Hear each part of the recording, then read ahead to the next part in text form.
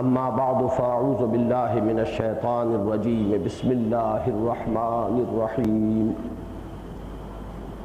والطور وکتاب مسطور فی رق منشور والبیت المعمور والسقف المرفوع والبحر المسجور ان عذاب ربک لواقع ما له من دافع یوم تمور السماء مورا وتسیر الجبال سیرا فویل یومئذ للمکذبین الذین هم فی خوض یلعبون یوم یدعون الی نار جہنم دعا هذه النار التي كنتم بها تكذبون افسحر هذا ام انتم لا تبصرون اصلوها فاصبروا او لا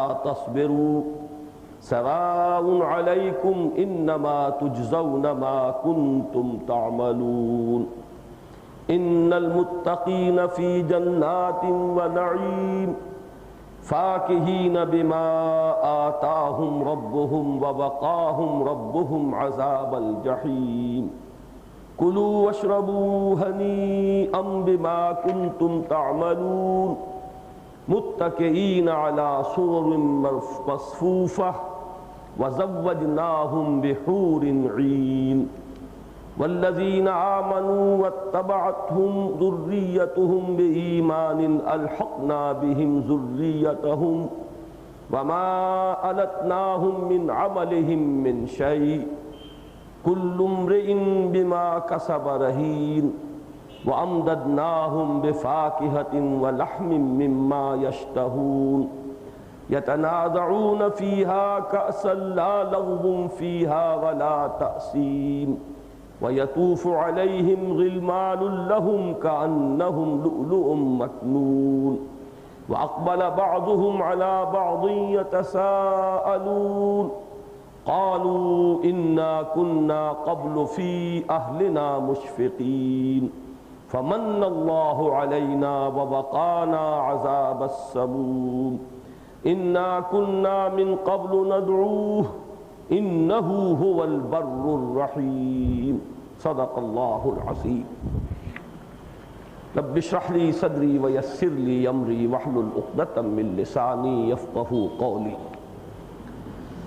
اللہم ربنا الہمنا رشدنا واعذنا من شرور انفسنا اللہم ارنا الحق حقا وارزقنا اتباعہ وارنا الباطل باطلا وارزقنا اجتنابہ اللہم ربنا زدنا علما اللہم اجعل القرآن لنا اماما ونورا وہدا ورحمہ آمین یا رب العالمین۔ آخری منزل بھی شروع ہوئی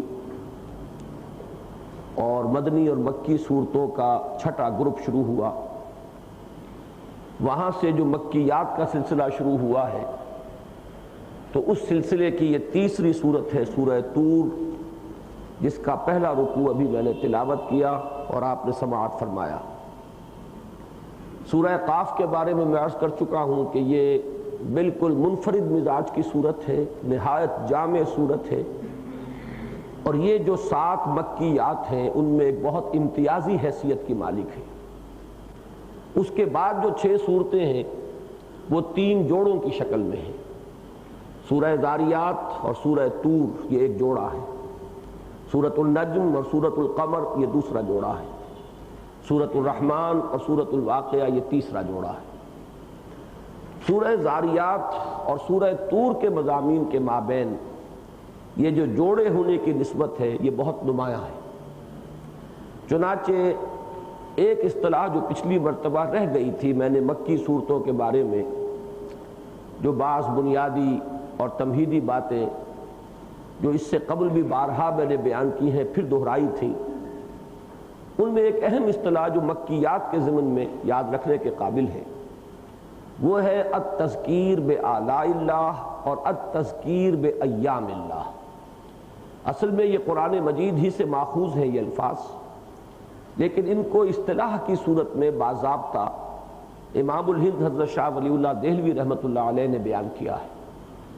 قرآن مجید کے مضامین کو انہوں نے اپنے ذوق اور مزاج کے اعتبار سے 5 حصوں میں منقسم کیا ہے، جن میں سے پہلے 2 یہ ہیں: التذکیر بآلاء اللہ، التذکیر بایام اللہ۔ آلاء اللہ سے مراد اللہ کی نعمتیں، وہ نعمتیں جو ہم ہر جگہ دیکھ رہے ہیں، زمین میں بھی ہیں، آسمانی بھی ہیں، انہی کو آیات اللہ بھی کہا جاتا ہے۔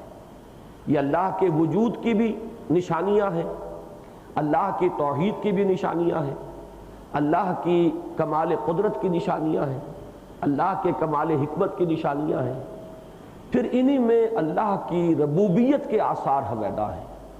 زمین میں، آسمان سے بارش برستی ہے، زمین سے پھر فصلیں جو ہے لہلہاتی ہوئی وہ برآمد ہوتی ہیں، انہی سے یہ سارا نظام جو ہے خوراک کا اور تغذیے کا وہ چل رہا ہے۔ تو یہ ربوبیت کے اعتبار سے انہیں آلاء اللہ سے تعبیر کیا جائے گا، اور اللہ تعالیٰ کے وجود اور اس کی توحید اور اس کی صفات کمال پر دلالت کے اعتبار سے یہ آیات اللہ ہیں۔ تو ایک تو یہ ہے التذکیر بآلاء اللہ، ان نشانیوں کے حوالے سے یا اللہ تعالیٰ کی ربوبیت کی ان علامتوں کے ذریعے سے اللہ کی معرفت پیدا کرنا، اللہ کی پہچان دلوں کے اندر اجاگر کرنا۔ دوسرے ہے التذکیر بایام اللہ۔ ایام اللہ کا لفظ بھی قرآن مجید میں آیا ہے، اور مراد ہے وہ عظیم دن جن میں اللہ تعالیٰ کے بڑے بڑے فیصلے نافذ ہوئے، پوری قومیں ہلاک کی گئیں، قوم نوح، قوم ہود، قوم صالح، قوم شعیب، قوم لوط، پھر آل فرعون جن کی طرف حضرت موسیٰ اور حضرت ہارون بھیجے گئے۔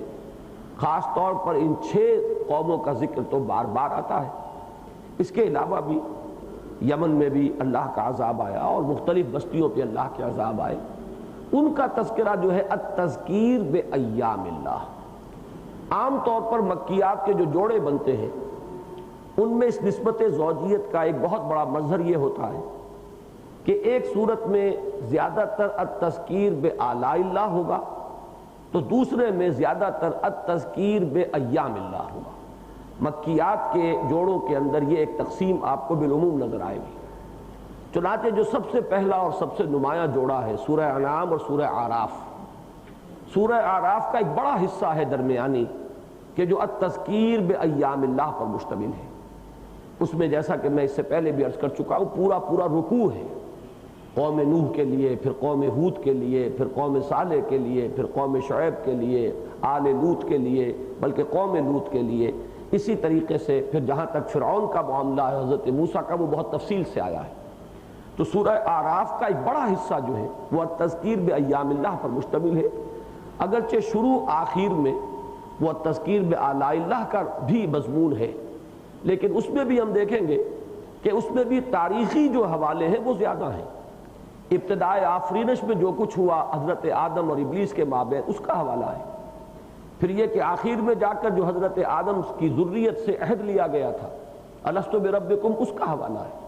تو زیادہ ابتداء اور اختتام پر بھی سورہ اعراف میں تاریخی ہی چیزیں ہیں کہ جن کا حوالہ ہے اور جن کا ذکر ہے، جبکہ سورہ انعام تقریباً پوری کی پوری التذکیر بآلاء اللہ پر مشتمل ہے۔ اس میں یہ کہ ذکر بھی آیا ہے تو صرف حضرت ابراہیم کا قدر تفصیل سے، جن کے بارے میں یہ عرض کر چکا ہوں کہ ان کی قوم پر عذاب کے آنے کی صراحت کے ساتھ کوئی اطلاع اور اس کا کوئی ذکر قرآن مجید میں کہیں موجود نہیں۔ اور ان کے بعد گلدستہ آ گیا انبیاء کے ناموں کا، وہ بھی اس اعتبار سے کہ بڑے برگزیدہ لوگ تھے، بہت نیک لوگ تھے، ان کی ذاتی عظمت جو ہے اس کو نمایاں کیا گیا۔ تو یہ تقسیم سورہ انعام اور سورہ اعراف میں بہت نمایاں ہے۔ سورہ ذاریات میں اور سورہ طور میں بھی آپ دیکھیں گے، وہاں یہ ہے کہ پہلی صورت وہ تھی کہ جس میں اصل مضمون ہے تذکیر بآلاء اللہ، جوڑے کا دوسرا فرد وہ تھا جس میں زیادہ مضمون ہے التذکیر بایام اللہ کا۔ یہاں ذرا ترتیب الٹ گئی ہے۔ آج جو ہم صورت شروع کر رہے ہیں اور اگلے ہفتے کو انشاءاللہ ختم کر لیں گے، ان میں کہیں بھی ان اقوام کا تذکرہ نہیں۔ یہ 2 رکوعوں پر مشتمل اور 49 آیات ہیں غالباً اس کی، تو 49، 48، 49، 50 آیات، ان میں کہیں ذکر نہیں ہے، صرف آخر میں جا کر ذرا سا ذکر آئے گا، اور وہ بھی صرف مستقبل کی ایک وعید اور دھمکی کے طور پر کہ عذاب اخروی تو آنا ہی آنا ہے، اس سے پہلے عذاب دنیاوی بھی آ سکتا ہے۔ صرف ایک آیت میں اس کا ذکر ہے، باقی یہ کہ پوری یہ سورت جو ہے خالی ہے۔ جبکہ سورہ زاریات میں ہم دیکھ چکے ہیں کہ اول و آخر اگرچہ اس میں بھی تذکیر بآلاء اللہ کا مضمون ہے، لیکن یہ کہ درمیان کا رکوع جو پوری سورت کے تہائی سے بھی زیادہ بڑا ہے، وہ سارا کا سارا تذکیر بایام اللہ پر مشتمل تھا۔ تو یہ ایک اہم علامت ہے ان دونوں صورتوں کے مابین ایک نسبت زوجیت کی۔ اس کے علاوہ ایک عجیب آپ دونوں کے فواتح جو ہیں ان میں بھی ایک نسبت دیکھیں گے۔ فواتح جمع ہے فاتحہ کی، فاتحہ وہ چیز ہے جس سے کسی شے کا آغاز ہو، سورہ فاتحہ جس سے قرآن مجید کا آغاز ہوتا ہے، فتح یفتح کھولنا، تو سورہ فاتحہ کے اصل میں مفہوم کیا ہے؟ دی اوپننگ سورہ آف قرآن، قرآن مجید کی افتتاحی سورت۔ تو قرآن مجید میں سورتوں کی ابتدائی آیات کے لیے لفظ فواتح سور، اور جن آیتوں پر کہ سورتیں ختم ہوتی ہیں ان کے لیے لفظ خواتیم سور۔ تو جو فواتح ہیں سورہ زاریات کی اور سورہ طور کی، ان میں بھی دیکھیے کہ وہاں تمام قسمیں جو ہیں ان میں عطف فا سے آیا ہے، والزاریات ذرون فالحاملات وقرن فالجاریات یسرن فالمقسمات امرا۔ یہاں آپ دیکھیں گے کہ کہیں بھی فا کا عطف استعمال نہیں ہوا۔ والطور وکتاب مسطور فی رق منشور والبیت المعمور والسقف المرفوع والبحر المسجور۔ ایک دوسری ان میں جو نسبت نظر آئے گی وہ یہ ہے کہ ہواؤں کا معاملہ آپ نوٹ کریں گے کہ ایک لطیف شے ہے لیکن مادی شے ہے۔ مادیات میں لطیف ترین چیز یہ ہوا ہے، ریح اور روح مادہ ایک ہی ہے، اس لیے کہ واو اور یہ جو ہے یہ حروف علت میں سے ہیں جو ایک دوسرے کی جگہ پر عدل بدل کر آ جاتے ہیں۔ ریح ہوا ہے، روح وہ ہے لطیف شے جس کے بارے میں فرمایا کہ قل الروح من امر ربی۔ تو یہاں تمام ریاح کا ذکر تھا جو اگرچہ لطیف ہے سورہ زاریات میں لیکن مادے سے متعلق ہے۔ اس سورہ مبارکہ میں جو 6 آیات آئی ہیں جو قسموں پر مشتمل ہیں، ان میں سے بلکہ 7 آیات ہیں وہ بنیں گے، یعنی جوڑے جو ہیں تو 1 2 3 4 5 6۔ اصل میں اس قرآن مجید میں آیت بسم اللہ کو بھی شمار کیا گیا ہے، تو یہ عدد کا گڑبڑ معاملہ ہو رہا ہے، جیسے کہ کتابت کا اور جو میں نے عرض کیا تھا کہ ان کا اسلوب مختلف ہے۔ تو والطور پر انہوں نے 2 نمبر لگایا ہے، حالانکہ یہ ہم لوگ عام طور پر جس طرح شمار کرتے ہیں تو آیت بسم اللہ کو شمار نہیں کرتے، تو اس اعتبار سے 6 آیات ہیں۔ ان 6 آیات میں سے پہلی 3 آیات کا تعلق، جیسا میں ابھی تفصیل سے عرض کروں گا، یہ ہدایت آسمانی سے تعلق ہے۔ اگرچہ ذکر ہے طور کا اور کتاب مستور کا اور رق منشور کا، یہ چیزیں اگرچہ مادی ہیں لیکن در حقیقت یہ سلسلہ ہدایت آسمانی ہے، جبکہ جو بقیہ 3 چیزیں ہیں یہ عالم مادیات سے ان کا تعلق ہے، اور ان کا تعلق جو ہے جیسا کہ میں بعد میں تفصیل سے بھی عرض کروں گا اللہ تعالیٰ کے نظام ربوبیت سے ہے۔ پھر یہ کہ بحر المسجور سے تعلق جڑتا ہے والزاریات ذرون فالحاملات وقرا کا۔ یہی سمندر ہے کہ جس سے تند و تیز ہوائیں جو ہے بخارات اٹھاتی ہیں اور سقف المرفوع کی طرف لے جاتی ہیں، اور اسی کے ذریعے سے پھر یہ جو ہمارا یہ زمین کا معاملہ ہے اس میں آبادی کی صورت پیدا ہوتی ہے، جس میں اشارہ ہے والبیت المعمور کی طرف۔ تو ان قسموں میں بھی اور فواتح سور میں بھی بہت گہری مناسبت ہے۔ یہ میں نے صرف شواہد اس اعتبار سے عرض کیے ہیں کہ اس سے ان دونوں کے درمیان جو نسبت زوجیت ہے وہ بات واضح ہو کر سامنے آ جائے۔ اب آئیے ہم سلسلے وار مطالعہ کرتے ہیں۔ والطور، واو اس میں قسم کے لیے ہے۔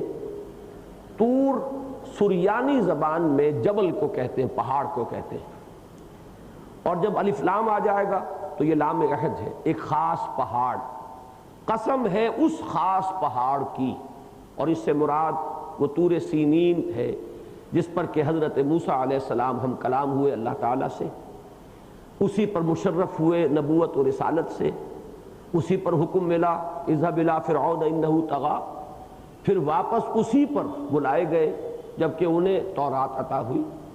یہی طور ہے کہ جس کو پھر اللہ تعالیٰ نے جب اس قوم نے اجتماعی طور پر گمراہی کی روش اختیار کی اور بچھڑے کی پرستش کی، اس کے بعد جب توبہ کی ہے اور اثر نو انہوں نے اللہ تعالیٰ سے قول و قرار کیا ہے اور عہد و میثاق کیا ہے، تو اسی طور کو ان کے اوپر معلق کر دیا گیا تھا۔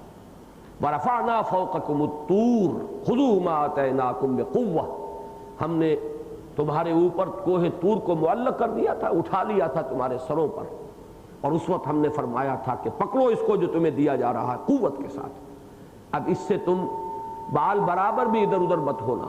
اس وقت کے قول و قرار کے وقت اللہ تعالیٰ نے یہ خاص ایک معجزے کی کیفیت پیدا کی تھی۔ وہ ہے طور جس کی قسم سے اس سورہ مبارکہ کا آغاز ہو رہا ہے۔ اس میں تو کسی اختلاف کا کوئی معاملہ نہیں ہے کہ وہ طور سے مراد قسم ہے اس جبل طور کی۔ البتہ باقی جتنی بھی یہاں پر قسمیں ہیں یا شواہد ہیں، ان میں تعبیر اور تعویل کا بہت کافی فرق موجود ہے، کیونکہ الفاظ میں گنجائش ہے۔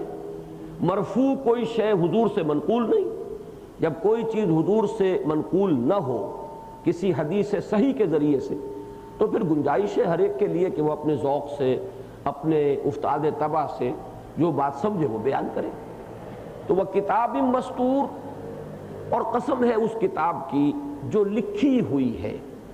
کتاب مستور، اب اس میں ایک مفہوم لیا گیا، اس سے مراد ہے لوح محفوظ جس میں اللہ کی تمام کتابیں درج ہیں۔ ایک مفہوم لیا گیا، اس سے مراد ہے قرآن مجید۔ ایک مراد لی گئی ہے کہ اس سے مراد ہے تورات، اور میرے نزدیک یہی قوی ہے، اس لیے کہ طور کے ساتھ اس کا تعلق جو ہے وہ جڑتا ہے۔ اسی طور پر وہ کتاب حضرت موسیٰ علیہ السلام کو عطا ہوئی ہے۔ پھر ایک خاص بات یہ ہے کہ قرآن مجید مستور شکل میں حضور کو نہیں دیا گیا۔ قرآن تو زبانی طور پر حضور کو دیا گیا ہے، اور لسان مبارک ہی کے ذریعے سے یہ صحابہ کو منتقل ہوا ہے، اور اصلاً جان لیجئے کہ قرآن جو آگے بھی منتقل ہوا نسلاً بعد نسل، یہ زبانی منتقل ہوا ہے۔ کتابت قرآن، حفاظت قرآن کا ایک ذریعہ تو ہے، لیکن در حقیقت قرآن مجید جو ہے وہ سینوں میں ہے، لوگوں کے سینوں میں۔ تو یہ در حقیقت قرآن مجید سے اتنا زیادہ مناسبت رکھنے والا لفظ نہیں ہے جتنا کہ تورات کے ساتھ۔ تورات کے بارے میں یہ جان لیجئے کہ تورات صرف وہ نہیں ہے کہ جو حضرت موسیٰ کو طور پر دی گئی تھی، بلکہ وہ تورات کا ایک جز ہے۔ وہ کمانڈمنٹس ہیں، دی 10 کمانڈمنٹس، احکام عشرہ۔ پوری تورات اس وقت نہیں دی گئی ہے، بلکہ یوں سمجھیے کہ وہ تورات کی تمہید تھی۔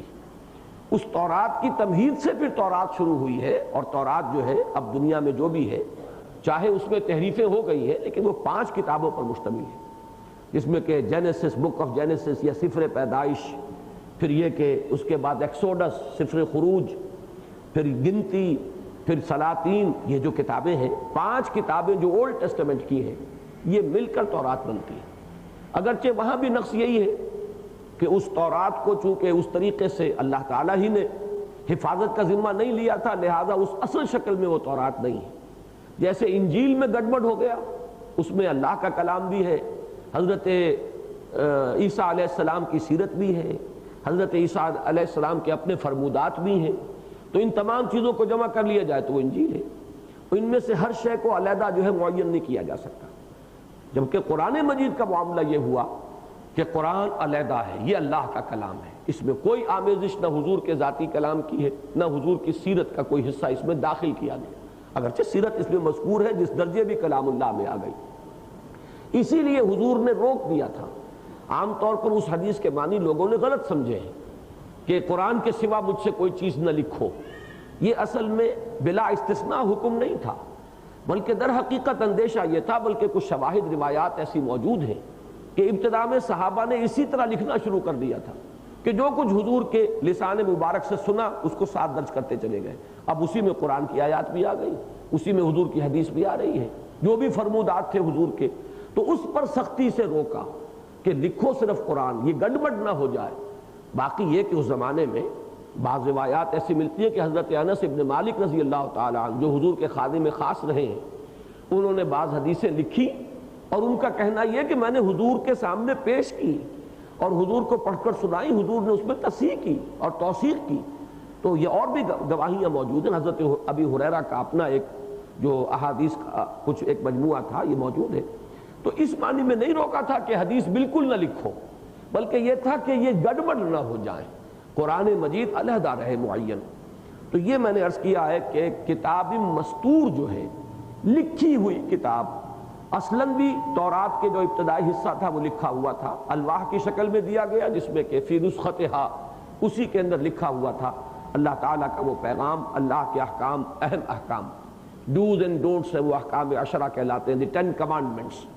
اس کے بعد جو ہے اور بھی جو کچھ ہوا ہے وہ بھی بعد میں لکھا گیا ہے، اور وہ ہے وہ تورات جو اس وقت موجود ہے، اگرچہ محرف ہے۔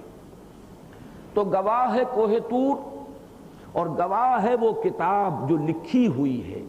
مراد میرے گمان کے مطابق، میرے خیال کے مطابق، بلکہ یوں کہنا صحیح ہوگا کہ مجھے ان حضرات کی رائے سے اتفاق ہے جو اس سے مراد مانتے ہیں تورات، فی رق منشور۔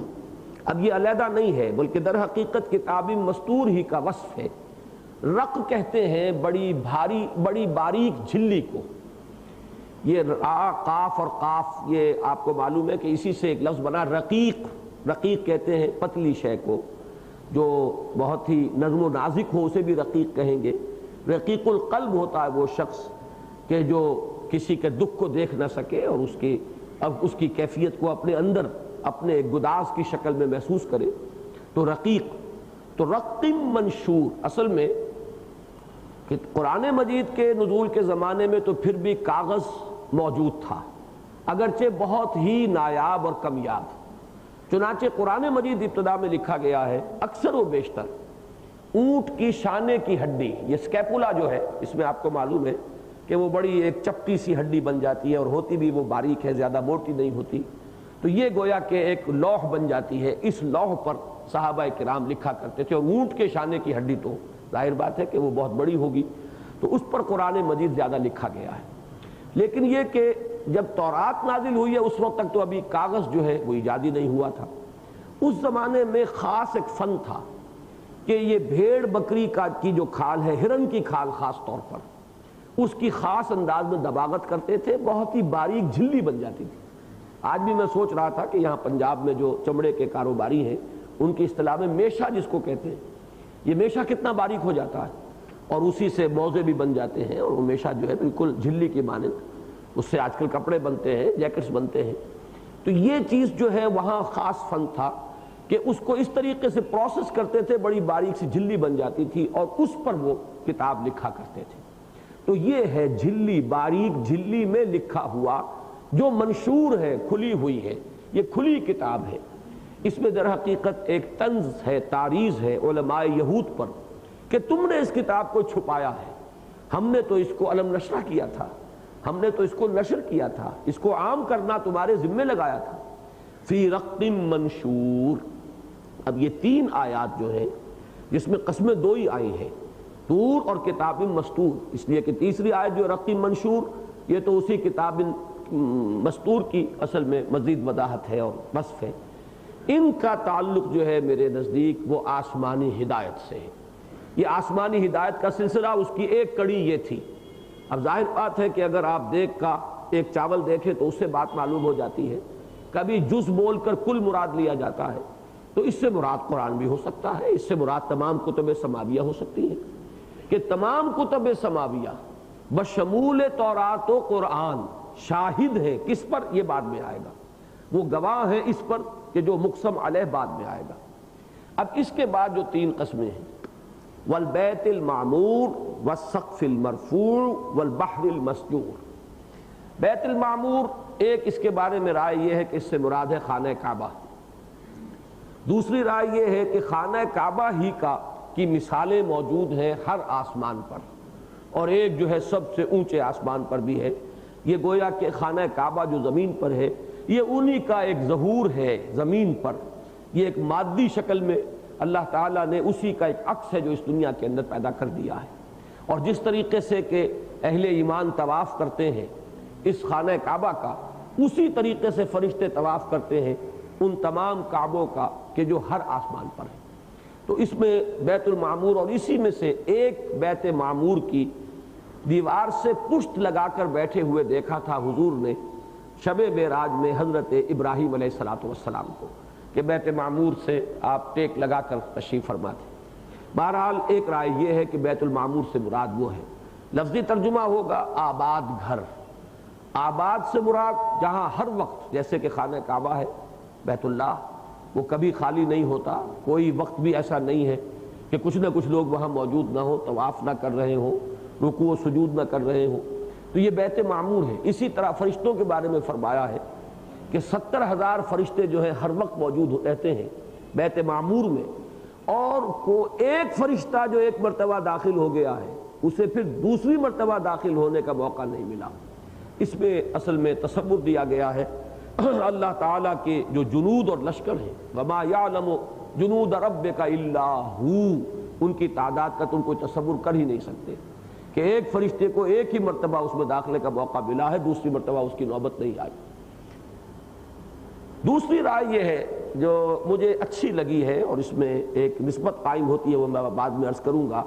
یہ رائے ہے مولانا اصلاحی صاحب کی کہ بیت المعمور سے مراد یہ زمین ہے، آباد زمین جس کی حیثیت گھر کی ہے۔ اس زمین کو کہیں اللہ تعالیٰ مہد سے تعبیر کرتا ہے کہ یہ ایک گہوارہ ہے، یہ ایک پالنے کے مانند ہے، اس میں ربوبیت کے آثار ہیں، اس میں ہم نے تمہاری غذا فراہم کر دی ہے۔ سابقہ صورت میں جو الفاظ آئے تھے وَفِي الْأَرْضِ آيَاتٌ لِّلْمُوقِنِينَ، تو یہاں در حقیقت اس کے ساتھ ایک نسبت قائم ہوتی ہے۔ اور گھر جو آباد ہے یعنی زمین، اس کی خشکی، وَالسَّقْفِ الْمَرْفُوعِ، اور وہ چھت جو بہت بلند کر دی گئی ہے، اس سے بھی مراد مختلف لیے گئے ہیں۔ یہ بھی کہ اس سے مراد آسمان ہے، یہ بھی کہ اس سے مراد خانہ کعبہ کی چھت ہے، یہ بھی کہ اس سے مراد جو ہے وہ بیت المعمور کی چھت ہے۔ بہرحال اس میں بھی میری رائے جو ہے وہ میں عرض کروں گا کہ اسی آسمان کے یعنی طرف اس میں اشارہ ہے، اس لیے کہ سورہ زاریات کے ساتھ اس کا تعلق جوڑیے تو وَفِي السَّمَاءِ رِزْقُكُمْ وَمَا تُوعَدُونَ، آسمان میں تمہارا رزق بھی ہے اور وہ شے بھی ہے جس کی تمہیں دھمکی دی جا رہی ہے۔ عذاب خداوندی بھی جس وقت بھی اللہ کا حکم ہوگا وہیں سے نازل ہو جائے گا۔ تو زمین میں تمہاری ربوبیت کا سامان ہے، پھر آسمان اس ربوبیت کے سامان کو نکالنے کا ذریعہ بھی بنتا ہے، اور پھر کسی وقت قوموں کی ہلاکت کا پورا سامان بھی اسی آسمان کے ذریعے سے نازل کر دیا جاتا ہے۔ والبحر المسجور، یہی تیسری شے ہے کہ جو اس سلسلہ ربوبیت میں بہت اہمیت کی حامل ہے۔ باہر سمندر مسجور بھرا ہوا، سجرہ کے معنی ہوتے ہیں کسی چیز کو بھر دینا، تو مسجور بھرا ہوا ہے، مملو ہے۔ اب اس کے بھی معنی بہت سے لیے گئے، بلکہ ایک قول حضرت علی کی طرف بھی منسوب ہے کہ در حقیقت یہی سمندر جو پانی کا ہے اس وقت، اسے آگ سے بھر دیا جائے گا اور یہی جہنم کی شکل اختیار کر لے گا۔ لیکن جیسا کہ میں نے عرض کیا کہ یہ تمام چیزیں چاہے ان کی نسبت کر دی گئی ہو صحابہ کرام کی طرف، ان میں سے کسی چیز کو ہم قطعی نہیں مانیں گے جب تک کہ وہ مرفوع طور پر منسوب نہ ہو محمد الرسول اللہ صلی اللہ علیہ وسلم سے۔ اس لیے کہ جیسا کہ میں نے بارہا عرض کیا ہے، حروف مقطعات کے بارے میں حضرت عبداللہ ابن عباس رضی اللہ تعالی عنہما کی رائے کو بھی امت نے اس طرح قبول نہیں کیا کہ بالکل قطعی اور حتمی معنی یہی ہے، حالانکہ اپنے ذوق کے مطابق انہوں نے کچھ اس کی تعویلات کی ہیں۔ لیکن اگر حضور سے کوئی چیز مرفوعاً منقول ہوتی تو ظاہر بات ہے کہ پھر کسی صاحب ایمان کے لیے ادھر ادھر دیکھنے کا کوئی مقام نہیں تھا۔ تو بحر المسجور سے جہاں تک میری رائے بنی ہے واللہ عالم کہ اس سے مراد یہی سمندر ہے، بھرا ہوا سمندر، ٹھاٹھے مارتا ہوا سمندر جس میں کہ پانی گویا کہ ابل رہا ہے۔ اس لیے کہ یہ تین چیزیں مل کر در حقیقت سلسلہ ربوبیت کا وہ ایک نظام بنتی ہیں۔ پانی جو ہے اس دنیا میں حیات کا مبدا ہے، حیات کا مادہ جو ہے، جتنی زندہ چیزیں ہیں، مادہ حیات زمین ہے، مٹی ہے، ہم بھی مٹی سے بنے ہیں، تمام یہاں کا نباتات اور حیوانات کا جو مادہ تخلیق ہے وہ مٹی ہے، لیکن مبدأ حیات پانی ہے۔ اس مٹی ہی پر جب پانی پڑتا ہے تو اس میں سے گھاس اور روئیدگی اور ہریاول اور فصلیں نکلتی ہیں، اور یہی در حقیقت پانی ہے۔ جدید فزیولوجی میں تو یہ مانا جاتا ہے کہ زندگی در حقیقت نام ہی اس کا ہے کہ ہمارے جسم میں یہ پانی کا جو ایک سرکولیشن کا نظام ہے یہ صحیح رہے تو زندگی ہے، اور جہاں اس کا بیلنس ختم ہوا اور موت واقع ہو جاتی ہے۔ یعنی یہ مسئلہ رہا ہے فزیولوجی میں کہ موت کس طرح واقع ہوتی ہے، اس کا اصل سبب کیا ہے، کیا چیز ہے۔ دل کی حرکت بند ہو گئی، موت ہو گئی، دل کی حرکت کو بند کرنے والی شے کون سی ہے؟ اگر ہمارا تنفس کا سلسلہ ختم ہو گیا، موت واقع ہو گئی، یہ تنفس کا سلسلہ کیوں بند ہوتا؟ تو یہ بڑی ٹیڑھی کھیر ہے، ابھی تک اس کا کوئی حتمی اور قطعی اور یقینی جواب ہمارے پاس نہیں ہے، لیکن یہ کہ جدید نظریہ یہی ہے کہ یہ جو پانی ہم پیتے ہیں اور پانی پھر معدے سے جذب ہوتا ہے، خون میں جاتا ہے، پھر یہی پانی در حقیقت کیریئر ہے، یہ یونیورسل کیریئر ہے، یہی غذا کو لے کر ہمارے ایک ایک ریشے تک پہنچتا ہے، ایک ایک سیل تک پہنچتا ہے، پھر وہاں سے جتنے بھی وہ فضلات ہیں ان کو لے کر پھر وہ پانی جو ہے اسی خون کے ذریعے سے گردش میں لا کر اور اسے کہیں ہمارے پھیپھڑوں کے ذریعے سے، کہیں گردے کے ذریعے سے وہ اس کو خارج کرتا ہے۔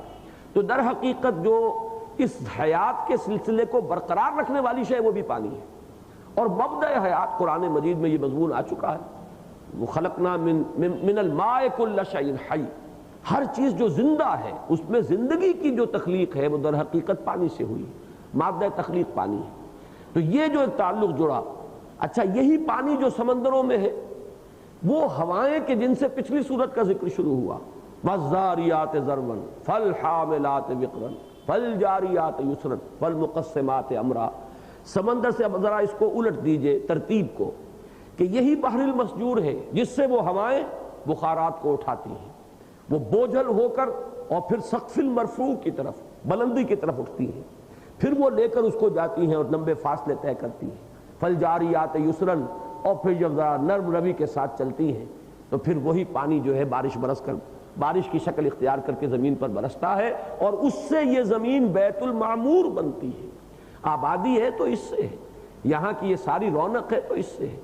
تو یہ ایک سلسلہ ذرا عکسی ترتیب کے ساتھ کہ سمندر سے پانی کا بخارات کی شکل میں اٹھنا، جس میں ذریعہ وہ ہوائیں بنتی ہیں، اور کہاں اٹھتا ہے وہ بنتا آسمان کی طرف، بلندی کی طرف، سقف المرفوع کی طرف۔ اور پھر وہی چیز ہے کہ جو واٹر سرکولیشن ہے جس کا میں نے ذکر کیا کہ وہ واٹر سرکولیشن ہمارے جسم میں ہے جس سے ہماری یہ حیات قائم ہے، وہی سرکولیشن ہے، وہی سائیکل ہے پانی کا۔ سمندر سے یہ بخارات اٹھے، بادلوں کی شکل میں سینکڑوں میل طے کر کے کہیں گئے، وہاں بارش بن کر برسے، پھر وہاں سے ندی نالوں سے ہوتے ہوئے یا زیر زمین سوتوں سے ہوتے ہوئے پھر سمندر میں وہ پانی پہنچ گیا۔ کنزیوم کہیں بھی نہیں ہوتا یہ پانی، یہ در حقیقت صرف یونیورسل کیریئر ہے، یہ صرف کچھ چیزوں کی حرکت کا ذریعہ اور سبب بنتا ہے۔ پچھلے زمانے میں تو آپ کو معلوم ہے نیویگیشن بھی دریاؤں کے ذریعے ہی سے، خود لوگوں کے سفر کا سب سے بڑا وسیلہ اور آسان ترین ذریعہ جو ہے وہ ان دریاؤں کے راستے سے تھا۔ تو بہرحال یہ دو سائیکلز ہیں پانی کے، ایک یہ میکروسکوپک سمجھ لیجئے اور عالمی اور آفاقی سائیکل ہے، اور ایک یہ ہمارے جسم کے اندر مائکروسکوپک کہہ لیں یا ہمارے اندرونی نظام کے اندر یہ دو سائیکلز ہیں جن سے کہ حیات کا سارا سلسلہ برقرار ہے۔ اور اس میں یہ جو میکروسکوپک سائیکل ہے اس میں وہ ہوائیں بہت بڑا ذریعہ بنتی ہے، والذاریات ذروا فالحاملات وقرا فالجاریات یسرا فالمقسمات امرا۔ اور یہاں یہ ہے کہ والطور وکتاب مسطور فی رق منشور، یہ تو ہے وہ سلسلہ ہدایت آسمانی، سلسلہ وحی، انسان کی معنوی حیات کا ذریعہ بننے والی چیزیں، اس کی اندرونی جو قلبی اور روحانی جو ہے صفائی کا ذریعہ بننے والی، تزکیہ نفس کا ذریعہ بننے والی، وہ آیات بینات اندھیروں سے نکال کر روشنی میں لانے والی، وہ روح کو کثافتوں سے پاک کر کے صاف کرنے والی، یہ تو نظام وہ ہے وحی کا، اور یہ نظام ربوبیت ہے والبیت المعمور والسقف المرفوع والبحر المسجور۔ اب فرمایا ان عذاب ربک لواقع ما لہ من دافع۔ ان دونوں صورتوں میں آپ نے دیکھا کہ یہ بھی ایک چیز مشابہ ہے کہ وہاں بھی ذاریات میں بھی دو آیات آئی تھیں اس کے بعد مقسم علیہ کی شکل میں، انما توعدون لصادق وان الدین لواقع۔ وہی انداز یہاں آپ کو ملے گا کہ ان عذاب ربک لواقع ما لہ من دافع، یقیناً تیرے رب کا عذاب واقع ہو کر رہنے والی شے ہے، اس میں کسی شک و شبے کی گنجائش نہیں ہے، اس کے بارے میں کوئی تم اپنے ذہن میں شکوک و شبہات مت پیدا ہونے دو، یہ تو ہو کر رہنے والی بات ہے، ساری تاریخ اس پر گواہ ہے۔ کیا آل فرعون کی تاریخ تمہارے سامنے نہیں؟ کیا اسی طرح انہیں بھی وہ ہدایت کا پیغام نہیں پہنچایا گیا جیسے کہ آج تمہارے سامنے پہنچایا جا رہا ہے؟ کیا تم جانتے نہیں کہ فرعون کتنی شان و شوکت کا مالک تھا؟ پھر کیا تمہیں معلوم نہیں کہ وہی بحر المسجور ان کی قبر بنا، اور تمام جو وہ پوری کی پوری لاؤ لشکر کے ساتھ جو ہے فرعون اس کے اندر غرق کیا گیا۔ یہ سب گواہیاں ہیں، تمہاری نگاہوں کے سامنے یہ واقعات ہوئے ہیں، تمہاری تاریخ میں ان کے حوالے موجود ہیں، تمہارے مواعظ اور خطبات میں ان کو کوٹ کیا جاتا ہے، تو کیسے کہتے ہو کہ اب عذاب نہیں آ سکتا؟ ان عذاب ربک لواقع ما لہ من دافع، کوئی نہیں ہے اس کو دفع کرنے والا، روکنے والا، کسی کو بچا لینے والا۔ دفع کرنا، دور کر دینا، یہ تو ہمارے ہاں مدافعت، دافع اس میں فاعل ہے کہ جو بھی اس کو دور کر دے۔ البتہ لفظ عذاب آج میں نے سوچا کہ اس کی بھی کچھ تھوڑی سی آپ کے سامنے اصل جو بنیاد ہے وہ عرض کر دوں۔ عذاب قرآن مجید میں بہت مرتبہ آیا ہے، لیکن یہ کہ اگر اس کے اصل مادے کی طرف جائیں تو ایک بڑی دلچسپ کیفیت سامنے آتی ہے کہ عذب جو ہے وہ آتا ہے کسی میٹھی شیریں لذیذ شے کے لیے۔ معاون عذب، میٹھا پانی، بہت عمدہ پانی، شیریں پانی، لذیذ پانی۔ چنانچہ سورہ فرقان کی آیت نمبر 53 میں الفاظ ہیں، اکثر حضرات کو ذہن میں بھی مستحضر ہوں گے کہ اللہ تعالیٰ نے یہ دو سمندر چلا دیے، دو دریا چل رہے ہیں، ایک کھاری پانی کی رو چل رہی ہے اور ایک میٹھے پانی کی رو چل رہی ہے، اور دونوں اس میں ان کے مابین حجرم محجورہ، ایک ایسی آڑ ہے کہ ایک دوسرے میں گڑبڑ نہیں ہوتے۔ تو فرمایا ھذا عذب فرات وھذا ملح اجاج، یہ ہے پانی میٹھا اور بہت شیریں، بہت لذیذ، پیاس کو بجھانے والا، اور یہ پانی جو ہے بڑا کڑوا اور کسیلا، اور انسان کو ابکائی اس سے آئے بجائے اس کے کہ اس سے اسے کوئی فرحت اور تسکین حاصل ہو۔ تو یہ لفظ عذب جو ہے وہ تو ہے کسی اچھی چیز کے لیے، میٹھی چیز کے لیے، شیریں چیز کے لیے۔ اب عذاب کہاں سے بنا ہے؟ اس میں ایک معنی تو یہ لیے گئے ہیں کہ باب افعال اور باب تفعیل دونوں کا ایک خاصہ یہ ہے کہ اس میں کسی شے کے سلب کے معنی آ جاتے ہیں، سلب ماخذ، جیسے فلس کہتے ہیں پیسے کو، افلاس کے معنی پیسہ نہ ہونا، مفلس ہوئے جس کے پاس پیسہ نہیں ہے۔ اسی طریقے سے بہت سے الفاظ بنتے ہیں۔ تو عذاب در حقیقت تعذیب باب تفعیل سے پھر ماخوذ ہے۔ تعذیب کے معنی ہے کسی سے ساری فرحت سلب کر لینا، ساری خوشی ختم کر لینا، کسی کی زندگی میں شیرینی کو باقی نہ رہنے دینا، بلکہ کڑواہٹ ہی کڑواہٹ اور ہر طرح کی شیرینی اور لذت سے محرومی، یہ ہے تعذیب۔ اور تعذیب کے معنی پھر ازالہ عذاب ہو گیا، اسی کی ازالہ عذب یعنی شیرینی کا ازالہ۔ اس کی ایک مثال اور بھی نوٹ کر لیجئے، تمریض باب تفعیل سے آتا ہے، مرض یمرض تمریضاً کے معنی کسی کو مریض کرنا نہیں ہے بلکہ مرض کا ازالہ کرنے کی کوشش کرنا۔ یہ معالجے کے لیے، ازالہ مرض کے لیے تمریض کا لفظ ہے۔ اسی طرح ازالہ عذب، مٹھاس اور شیرینی کو ختم کر دینا، یہ ہے تعذیب۔ یہاں سے پھر لفظ عذاب بنا ہے، اور قرآن مجید میں یہ لفظ مختلف معنوں میں آیا ہے۔ عذاب کی ایک شکل یہ ہے کہ آپ نے بڑی محنت کی، بڑی مشقت کی، کوئی چیز بالکل آپ سمجھتے تھے کہ اب اس کا ثمرہ اور اس کا نتیجہ آپ کے ہاتھ آیا چاہتا ہے کہ اچانک آپ اس سے محروم ہو گئے، اس کو بھی عذاب کہا گیا۔ سورہ نون میں یاد ہوگا جن حضرات کو استحضار ہے کہ وہ باغ والوں کی جو مثال آئی ہے کہ وہ شام کو اس باغ سے آئے ہیں، باغ لدا پھندا تھا، بڑی محنت کی تھی انہوں نے، فصل تیار تھی، اب تو رات صرف درمیان میں تھی، رات کو یہ فیصلہ کر کے اس قرارداد کے بعد سوئے ہیں کہ صبح جلدی اٹھیں گے، منہ اندھیرے جائیں گے اور جا کے اس کا پھل توڑ لیں گے۔ پھل اتارنا تھا، بس محنت جو ہے وہ سفل ہو چکی ہے، اب اس سفل محنت کا پھل صرف ہمیں صبح لے لینا ہے۔ لیکن جب وہاں پہنچے اسی راتوں رات اللہ تعالیٰ نے اس باغ کو اجاڑ دیا، اور اللہ تعالیٰ کے حکم سے کوئی چیز اس کے اوپر، کوئی بگولہ باد سرسر کا ایسا آیا کہ جھلس کر رہ گیا باغ۔ اب جب وہ گئے ہیں اور صبح انہوں نے دیکھا، اور پھر جو انہوں نے ہاتھ ملے اور انہیں یہ خیال ہوا کہ یہ سب ہماری سرکشی کا نتیجہ ہے، وہاں الفاظ آتے ہیں کذالک العذاب ولعذاب الآخرۃ اکبر لو کانوا یعلمون، ایسے ہوتا ہے عذاب، اور آخرت کا عذاب تو بہت بڑا ہوگا۔ یہ تو پھر بھی ایک فصل اگر ختم ہو گئی تو دوسری فصل کی امید ہے، چنانچہ اسی میں آتا ہے عسیٰ ربنا یبدلنا خیرا منہا انا الی ربنا راغبون، ہم توبہ کرتے ہیں اللہ کی جناب میں، اب دوبارہ محنت کریں گے، کوشش کریں گے، ہو سکتا ہے کہ اللہ تعالی ہمیں اس سے بہتر جو ہے فصل عطا فرما دے۔ لیکن یہ پوری زندگی کی فصل جب اجڑ جائے گی تو تمہیں محسوس ہوگا کہ یہ کتنی بڑی ناکامی اور کتنی بڑی محرومی ہے۔ اسی میں اشارہ اس کی طرف بھی ہوتا ہے کہ کوئی شخص اپنے خیال میں بڑی نیکیوں کے انبار لے کر آیا ہے، بڑے حج کیے ہوئے ہیں، بڑے عمرے کیے ہوئے ہیں، بڑے یتیم خانے کھولے تھے، بڑی امدادیں کی تھی لوگوں کی، لیکن وہاں جا کر معلوم ہوگا کچھ بھی نہیں، نسیم منسیہ، ہباء منصورا، ایسے ہو جائے گا کہ جیسے اس کا کوئی وجود ہی نہیں تھا، ایک سراب ہے جس کے سوا وہاں پانی کا کوئی وجود ہے ہی نہیں، ریت ہی ریت ہے۔ یہ بھی بہت بڑی محرومی ہوگی، اس لیے کہ ان کی نیکیاں حقیقت سے خالی تھیں، اخلاص سے مبرہ تھیں، وہ ریاکاری کی نیکیاں تھیں، اس نیکی کے ساتھ اس کی جو اصل روح اور شرط لازم ہے اس کی قبولیت کی، یعنی خلوص و اخلاص، وہ موجود نہیں تھا۔ لہذا وہ یہ سمجھ کر آئیں گے کہ ہم نے تو ڈھیروں انبار لگائے ہوئے نیکیوں کے، ہمیں ڈرنے کی کیا ضرورت ہے، اور وہاں جا کر معلوم یہ ہوگا کہ جیسے نقشہ کھینچا گیا ہے، کم سے کم 3 مقامات میرے ذہن میں ہیں کہ کہیں تو ایسے کہ جیسے ہباء منصورہ کر کے ہم اڑا دیں گے، کہیں یہ آتا ہے کہ وہ صرف سراب کے مانند ہوگا، تو مختلف اسلوب ہیں۔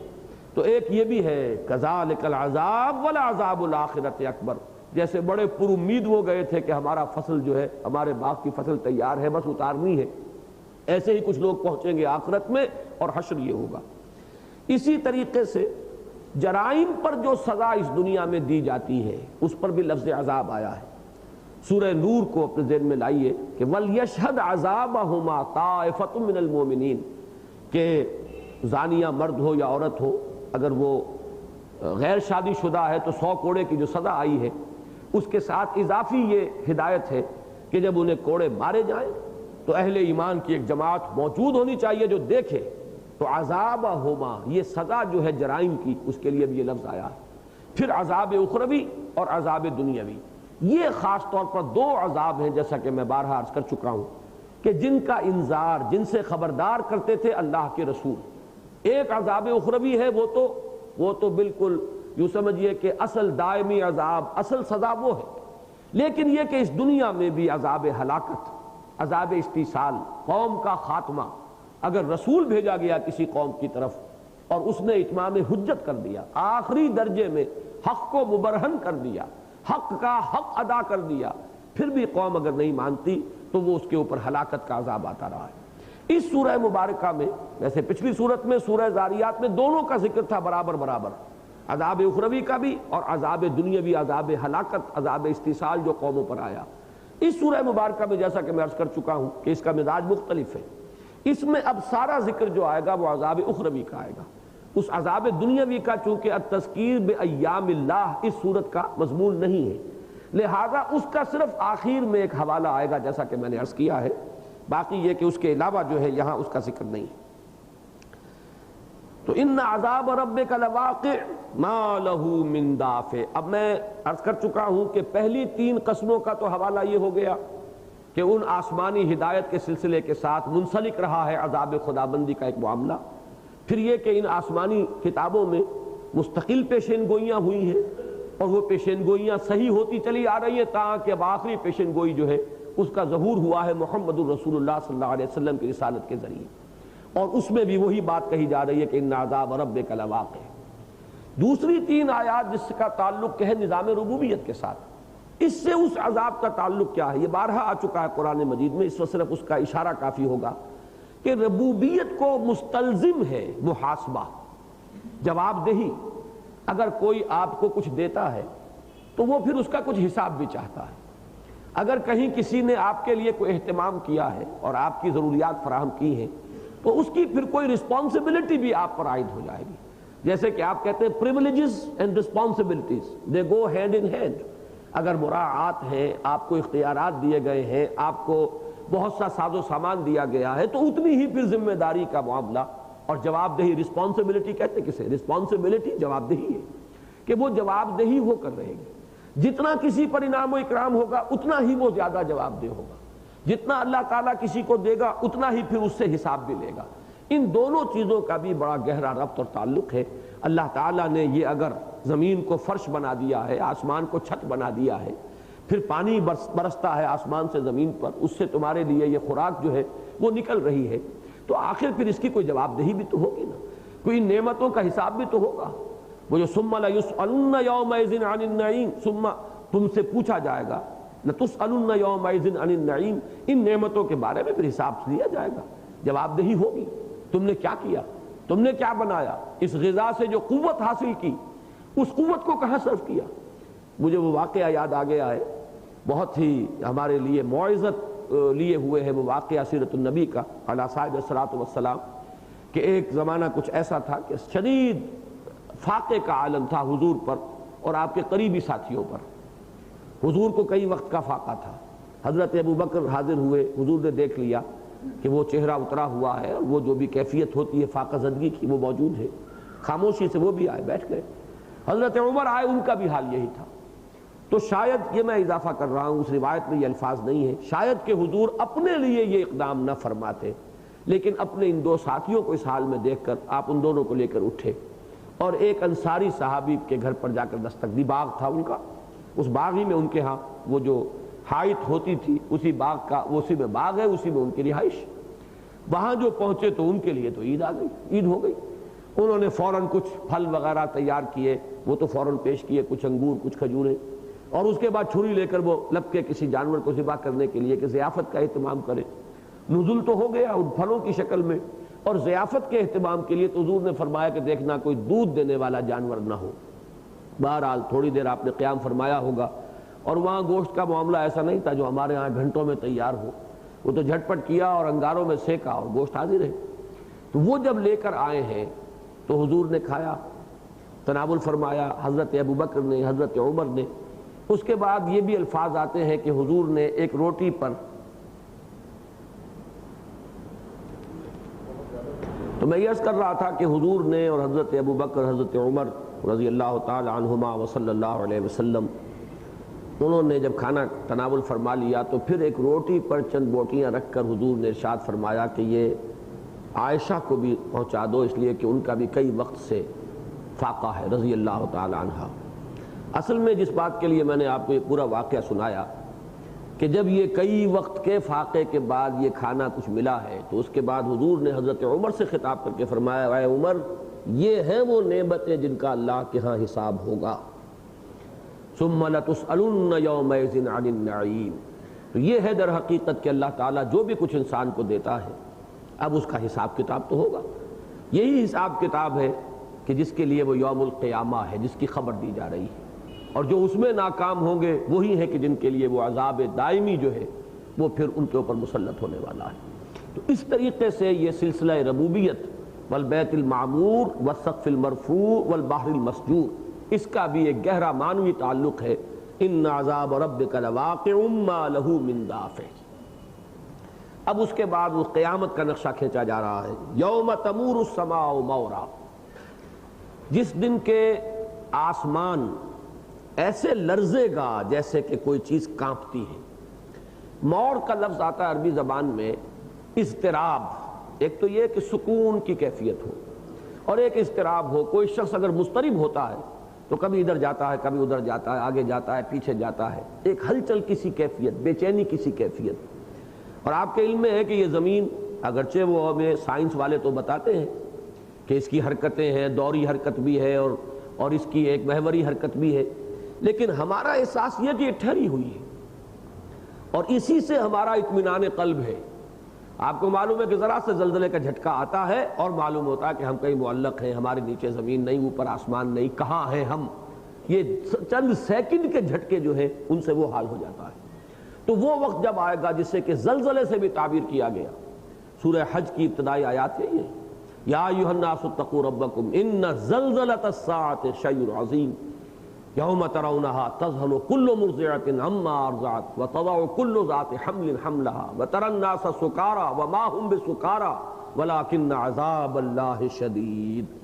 اس کا ہی حوالہ یہاں دیا جا رہا ہے، یوم تمور السماء مورا، جس دن کہ یہ زمین، یہ آسمان لڑکھڑائے گا، معلوم ہوگا کہ یہ پوری فضا جو ہے اس پر زلزلے کی کیفیت طاری ہے۔ وَتَسِيرُ الْجِبَالُ سَيْرًا، اور یہ پہاڑ چلیں گے جیسے کہ چلا جاتا ہے۔ یہ قاعدہ ہے عربی زبان کا، فعل کے بعد جب مصدر کو لے آتے ہیں نسبی حالت میں تو اس میں گویا کہ اس کو مفعول مطلق کہتے ہیں کہ اس فعل کی حقیقت کی طرف اشارہ ہوتا ہے۔ ضربتہ ضرباً میں نے اسے مارا جیسے مارتے ہیں. یہ نہیں کہ میں استعارے کے طور پر کہہ رہا ہوں کہ میں نے مارا. ایک مار زبانی مار بھی تو ہوتی ہے, لیکن یہ کہ میں نے مارا جیسے مارا جاتا ہے, یہ نہ سمجھنا کہ کوئی استعارہ بول رہا ہوں. اسی طریقے سے یوم تمور السماء مورا, جس دن کے آسمان لرزے گا اور کانپے گا اور لڑکھڑائے گا, جیسے کہ لرزہ ہوتا ہے اور کھڑکھڑاہٹ ہوتی ہے اور لڑکھڑاہٹ ہوتی ہے. وَتَسِيرُ الْجِبَالُ سَيْرًا, اور پہاڑ چلیں گے جیسے کہ چلا جاتا ہے. یہ کوئی استعارہ نہیں ہے. فَوَيْلٌ يَوْمَئِذٍ لِّلْمُكَذِّبِينَ, ویل کے لفظی معنی بربادی, ہلاکت, تباہی. ویسے یہ کہ بعض روایات میں یہ بھی آتا ہے کہ جہنم کا ایک ایسا طبقہ ہے, ایک ایسی وادی ہے جس سے خود جہنم پناہ مانگتی ہے, وہ اس کا نام ویل ہے. تو ان دونوں میں کوئی تضاد نہیں ہے. ویل کے اصل معنی تو تباہی اور بربادی اور ہلاکت ہی ہے, لیکن ظاہر بات ہے کہ جنت کی بھی ایک ویل ہو, جہنم کی بھی ایک وادی ایسی ہو سکتی ہے کہ جس کو اس نام سے موسوم کیا گیا. فَوَيْلٌ يَوْمَئِذٍ لِّلْمُكَذِّبِينَ, تو بربادی اور ہلاکت اور تباہی ہے اس دن مکذبین کے لیے, جھٹلانے والوں کے لیے, جو اس عذاب کی تکذیب کر رہے ہیں, جو کہہ رہے ہیں کہ یہ کچھ ہونا نہیں ہے, یہ صرف دھونس ہے, لفاظی ہے. الذین هم فی خوض یلعبون, جو اپنی بیکار باتوں یا بے معنی باتوں میں کھیل رہے ہیں. اس لفظ کو میں چاہتا ہوں اچھی طرح سمجھ لیں. خاضا یخوض خوضاً اور غارا یغور غوراً, یہ دو الفاظ ہیں جو ایک دوسرے سے مشابہ بھی ہیں. اس کو بھی جوڑا سمجھیے. زمین کی خشکی میں اندر داخل ہو جائے کوئی شے تو یہ غار ہے, غور. اور پانی میں کوئی ڈبکی لگا جائے اور گہرائی میں اتر جائے تو یہ خوض ہے. پانی میں گہرائی میں اتر جانا خوض, خشکی میں گہرائی میں اتر جانا غور. جیسے کہ آیا ہے کہ پانی, اگر تم یہ محسوس کرو, سورہ ملک کی آخری آیت کیا ہے, ان ماکم غوراً فمن یاتیکم بماء معین, اگر تمہارا یہ پانی زمین کا جو ہے گہرائی میں اتر جائے خشکی کے اندر, کہاں سے لاؤ گے, کون لا کر دے گا تمہیں پانی؟ تو یہی جو واٹر سائیکل ہے, اگر اس میں ذرا سا کہیں کسی جگہ پر اللہ تعالیٰ اس کو روک دے تو ہلاکت اور بربادی. کہیں سے پھر پانی نہیں آ سکتا. ہمیں ذرا سا جھٹکا لگا, ایک سال بارشیں نہیں ہوئی تھی تو کیا پوری معیشت کے اوپر تباہی آئی ہے. وہی پانی ہے جس سے کہ فصلیں جو ہیں ان کے لیے آپ کو درکار ہے, سیراب ہو زمین تو اس سے فصل پیدا ہو, اسی پانی سے آپ بجلی پیدا کر رہے ہیں. ورنہ یہ سارا جو یہ لوڈ شیڈنگ ہے, اگر مسلسل 4-5 برس تک وہ کیفیت ہو جائے تو آپ قیاس کیجئے کہ یہ زمین اجڑ کر رہ جائے گی. یہاں پر وہ قحط کا عالم ہو جائے گا کہ جس کی کہ یادگار شاید تاریخ میں رہے. اور کیا اس میں اللہ کو کرنا ہے, صرف یہ کہ سائیکل کو کسی جگہ روک دینا ہے. تو یہ ہے غار اور یہ ہے خوض. غور و خوض اسی لیے ہمارے ہاں مستعمل ہے غور و خوض, یعنی کسی معاملے کی خشکی تری دونوں کو کھنگال لینا. خشکی تری جو ہے اس کی, ان دونوں کے اعتبار سے غور کر لینا, جسے ہم کہتے ہیں ما لہو و ما علیہ, کیا چیز اس کے حق میں ہے, کیا چیز اس کے خلاف ہے. پروز اینڈ کونز, ان سب کو اچھی طریقے سے کھنگال کر فیصلہ کرنا, یہ غور و خوض ہے. البتہ غور اور خوض میں ایک بڑا بنیادی فرق ہے. زمین چونکہ ایک سالڈ شے ہے, لہذا اس میں کوئی چیز نیچے اترتی ہے تو وہ سیدھی نیچے جائے گی, ادھر ادھر نہیں ہو سکے گی. پانی جو ہے ایک تو رقیق ہے اور خود متحرک ہوتا ہے, لہذا پانی میں جس جگہ آپ نے ڈبکی لگائی آپ اسی جگہ نہیں رہیں گے, پھر کہیں اور نکل جائیں گے, دائیں نکل جائیں گے, بائیں نکل جائیں گے.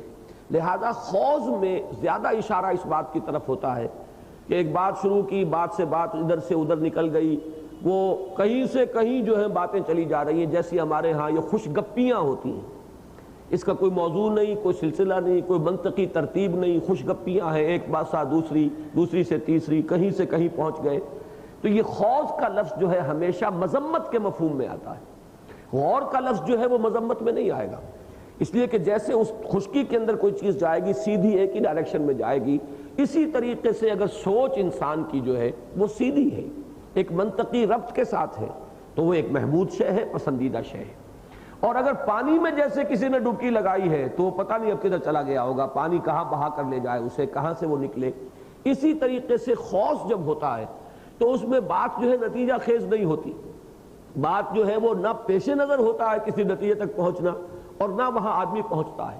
اسی لیے لفظ آیا فی غوض یلعبون, وہ اپنے اس باتوں میں اور خوش گپیوں میں کھیل کود میں لگے ہوئے ہیں. انہوں نے اب تک مذاق سمجھا ہوا ہے. وہ سمجھتے ہیں سب دھونس ہی دھونس ہے. کوئی کہہ رہا ہے شاعری ہے, کوئی کہتا ہے کہ ایسے ہی جھوٹ موٹ کی انہوں نے کچھ تک بندی کر لی ہے, کوئی کہتا ہے کہ کوئی ان کا غلام ہے جو انہیں یہ سب کچھ بتاتا ہے اور لکھواتا ہے. جس لیے اقتتبہ کا لفظ آیا ہے کہ یہ تو ڈکٹیشن لیتے ہیں کسی سے اور آ کر ہم پر دھونس جماتے ہیں کہ یہ اللہ کا کلام ہے. تو یہ جو ان کی خوش گپیاں تھیں اس قرآن کے بارے میں جو انذار کرنے کے لیے نازل ہوا, اس کو فرمایا ہے کہ فَوَيْلٌ يَوْمَئِذٍ لِّلْمُكَذِّبِينَ الَّذِينَ هُمْ فِي خَوْضِهِمْ يَلْعَبُونَ, جو اپنی ان خوش گپیوں میں اور اپنی یہ جو مین میخ نکالنے کا انداز ہے ان کا, ان میں در حقیقت کھیل رہے ہیں, کوئی سنجیدگی کے ساتھ اس پر غور نہیں کر رہے. یوم یدعون الی نار جہنم دعا, بالکل وہی انداز ہے جو سابق صورت میں تھا کہ فوراً جب انہوں نے کہا تھا کہ یہ پوچھتے ہیں کہ ایان یوم الدین, کب ہوگا وہ جزا و سزا کا دن, یوم ہم علی النار یفتنون, تو وہ جو غیظ و غضب والا جواب تھا اسی طرح کا تبصرہ یہاں ہے. جس دن کے ان کو دھکے دے دے کر لے جایا جائے گا جہنم کی طرف, دعا, پھر وہی مفعول مطلق جیسے واقعتاً دھکے دیے جاتے ہیں. دعا یدعو, کسی کو دھکیلنا اور دھکے دے دے کر کسی طرف لے کر جانا. چنانچہ یہی لفظ آیا ہے, آپ کو معلوم ہے آخری پارے میں, کہ وہ ارأیت الذی یکذب بالدین فذلک الذی یدعو الیتیم, دعا یدعو, دھکے دینا, دور کر دینا. تو اسی طریقے سے جہنم کی طرف انہیں دھکے دے دے کر لے جایا جائے گا. ھذہ النار التی کنتم بہا تکذبون, یہ ہے وہ آگ جس کو تم جھٹلاتے رہے تھے. تم کہتے تھے کہ کوئی حقیقت نہیں, تم سمجھتے تھے کہ یہ خام خواہ کی دھونس ہے, تم کہتے تھے کہ یہ سب جھوٹ موٹ کی باتیں. یہ ہے وہ آگ جس کا کہ تم انکار کرتے تھے. اصلوہا, اب داخل ہو جاؤ اس میں. یہی ہے لفظ جس سے کہ لفظ بنا ہے صلاۃ.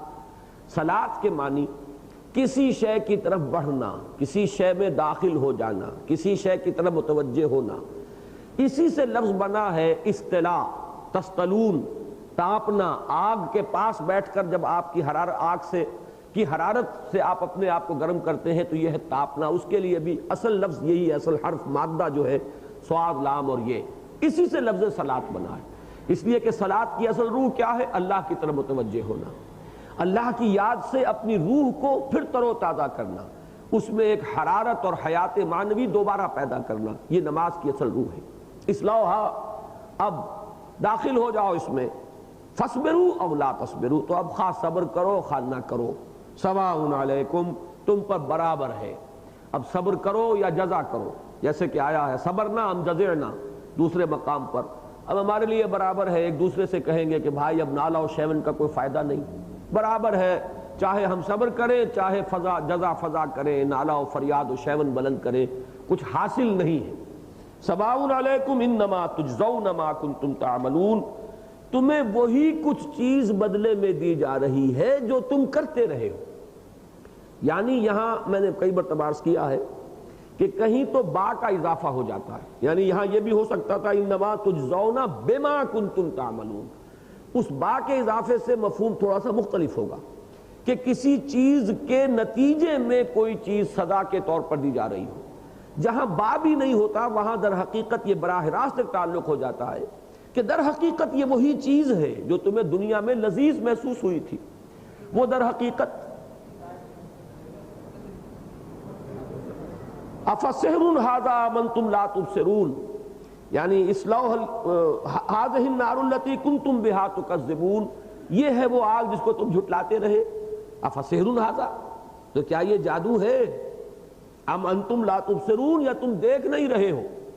چونکہ حضور کو ساحر بھی کہا گیا لہذا یہاں پر وہی لفظ ان پر دے بارا جائے گا. یعنی یوں سمجھیے کہ جواب آگ غزل, کیا یہ سحر ہے, یہ کوئی نظر بندی ہے, یا یہ حقیقت ہے. وہ جب دہتی ہوئی آگ اور اس کے شعلے اور اس کی تپش محسوس ہو رہی ہوگی دور سے, تو آیا یہ کوئی نظر بندی ہے یا واقعتاً کوئی آگ ہے جس کی کہ خبر دی گئی تھی تمہیں پیغمبروں کے ذریعے سے. ام انتم لا تبصرون, یا تم دیکھ نہیں رہے ہو. اصلاحا فاصبروا او لا تصبروا, تو اب اس میں داخل ہو جاؤ, پھر چاہے صبر کرو چاہے نہ کرو. سواء علیکم انما تجزون ما کنتم تعملون, صبر کرو یا نہ کرو تمہارے حق میں برابر ہے. اور تمہیں حقیقت میں وہی کچھ دیا جا رہا ہے جو تم کرتے رہے تھے۔ میں عرض کر رہا تھا کہ یہ صرف شوگر کوٹنگ ہے، دنیا میں آپ نے اس کو کھایا حرام مال کو تو بڑا لذیذ لگا، اس کے اندر وہ تپش اور حرارت اور سوزش اور جلن موجود تھی کہ جو آج عالم آخرہ میں ظاہر ہو رہی ہے۔ اسی لیے فرمایا گیا ہے کہ جو لوگ یتیموں کا مال ہڑپ کرتے ہیں وہ در حقیقت اپنے پیٹوں میں آگ بھر رہے ہیں، لیکن یہ کہ اس کا آگ ہونا اس وقت ظاہر نہیں ہو رہا، اس کا وہ آگ ہونا اس وقت ظاہر ہو جائے گا، ہے وہی شے۔ انما تجزون ما کنتم تعملون ان المتقین فی جنات و نعیم۔ تقوی شعار لوگ جنہوں نے زندگی گزاری ہے بچ بچ کر، معصیت سے بچ کر، اللہ تعالیٰ کی ناراضگی سے بچ کر، اللہ کی حرام چیزوں سے کنارہ کشی کرتے ہوئے، وہ باغات میں ہوں گے، نعمتوں میں ہوں گے۔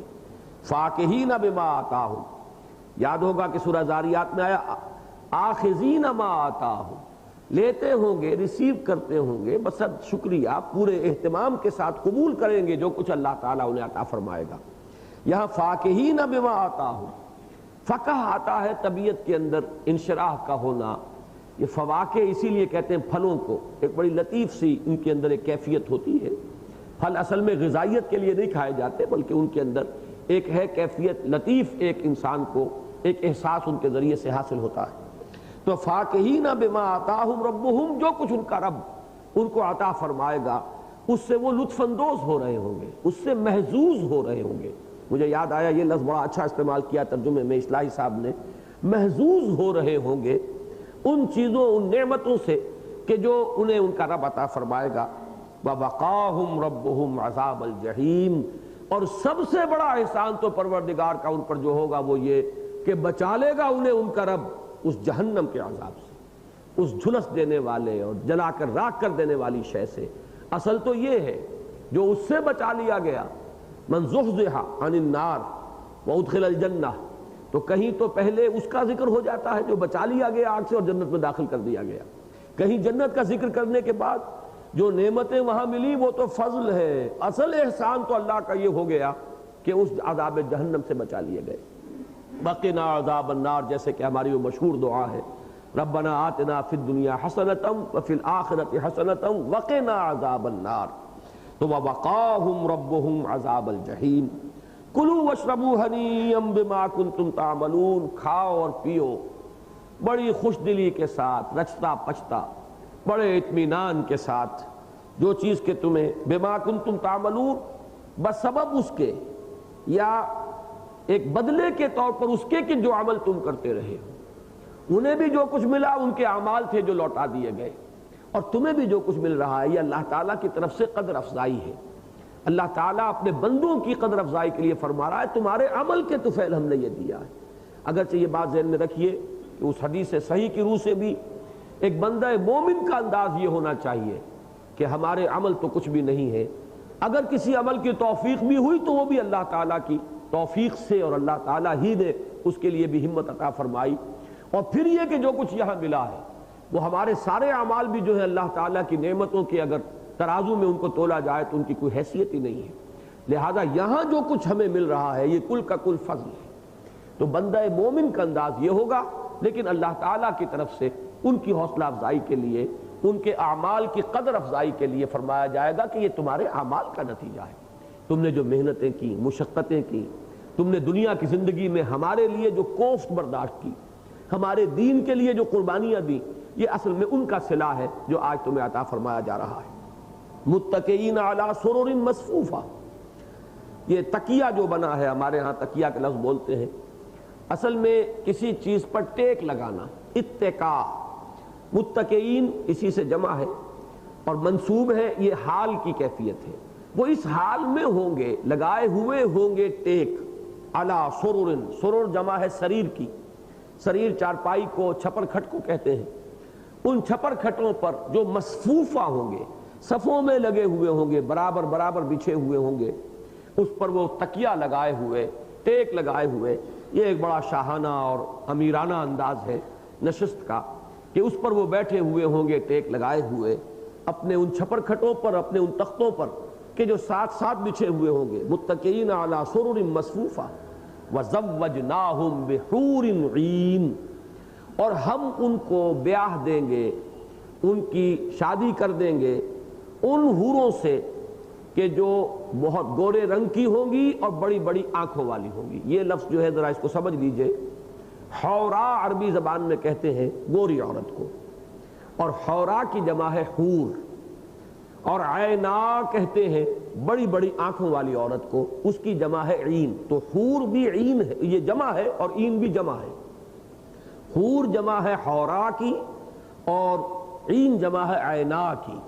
تو ایک ایسی عورت جس کی رنگت گوری ہے اور جس کی آنکھیں بڑی بڑی ہیں، وہ ہے گویا کہ حور عین کا مفہوم۔ البتہ یہ ایک سوال ہوتا ہے کہ یہ کون ہوں گی، اس لیے کہ اہل ایمان کی ازواج، جیسا کہ آگے آ جائے گا، اور ان کی اولاد، وہ تو اگر صاحب ایمان ہے تو اہل ایمان کے ساتھ ہی جنت میں وہ بھی داخل ہوں گے، اور ان کا وہ جو دنیا کا رشتہ ہے وہ جو کہ تو وہاں برقرار رہے گا۔ اب یہ اور کون ہوں گی، اس پہ مختلف اقوال ہیں لوگوں کے۔